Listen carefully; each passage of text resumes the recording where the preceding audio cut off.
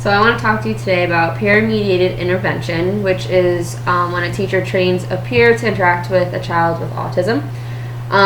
They do this in elementary, middle school, and high school. Obviously, you're much older than that, but I'm just going to explain to you what it is, and then I'm going to talk to you about what you can do if you come across an individual with autism doing everyday activities.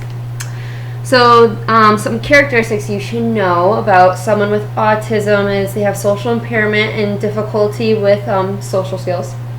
They respond less frequently to social imitations. They engage in shorter interactions, struggle understanding social cues, struggle to acquire key social skills by observing others. So with this peer-mediated intervention, we want to target their social skills on responding to others, understanding others, interacting with others in groups and observations, and reciprocity. So typically a peer that gets picked for this training is someone that's supportive towards their peers, well-liked, positive interacting, compliant, and in school frequently. So for you, some activities that you can encounter an individual with autism is going to the gym, at the grocery store, at a park. Have you ever come encounter with someone with autism? Yeah, actually, I was at an amusement park recently, and I was on this ride, and there was someone with special needs, and I wasn't really sure how to go about, interacting with them, and I think they were trying to get my attention or talk to me, and I wasn't sure how to approach it because I wasn't sure if they'd understand me, or I just wasn't sure how would I. Great point. So you could talk to them in simple language. You don't want to overload them with too much information at once. Eye contact is key, but sometimes they have a hard time giving eye contact back, so don't stray away from that.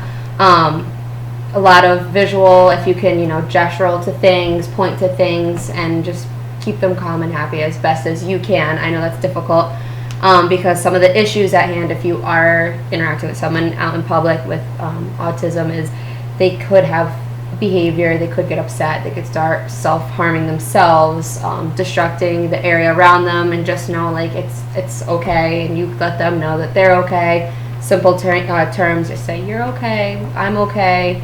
If you know their name, it helps saying their name. So for example, if their name is Jim, you could say Jim's okay, and sometimes it helps them find a better place.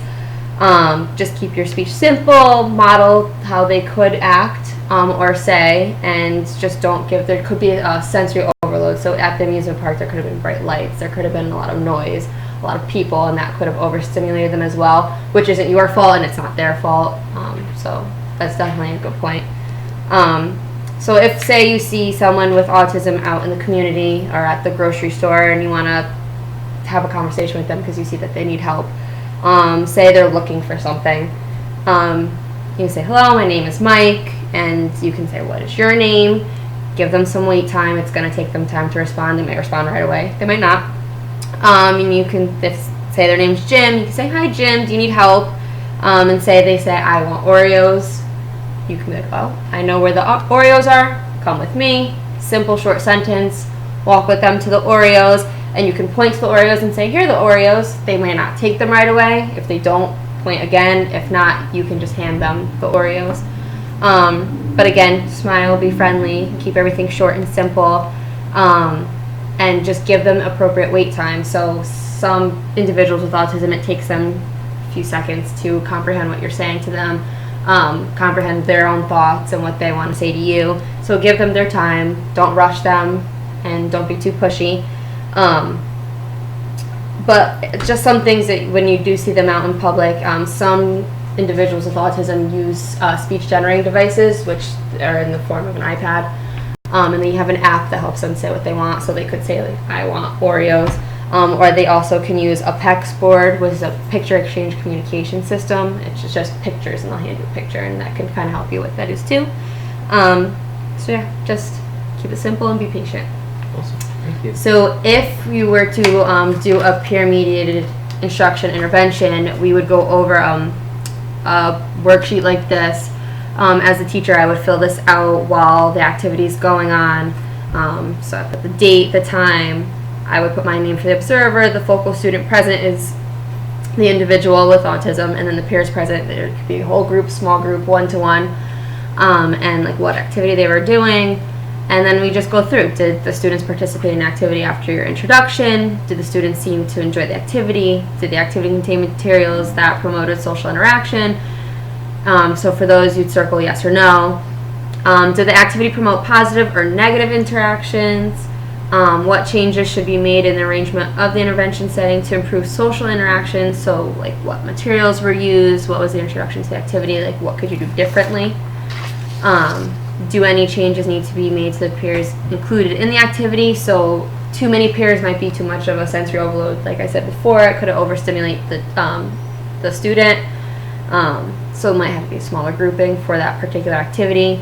And then you're just looking for the social interaction behaviors. So are they looking at their peers? Are they starting a conversation? Are they taking turns? Are they exchanging materials? Are they requesting items? And are they initiating interactions? So those are just the main social behaviors that we're looking for when we're doing our peer-mediated instruction and intervention. And there are also different behaviors you could be looking for too if you come across an individual with autism out in the community. Do you have any questions? No, that was very thorough, and thank you. I appreciate that. Thank you.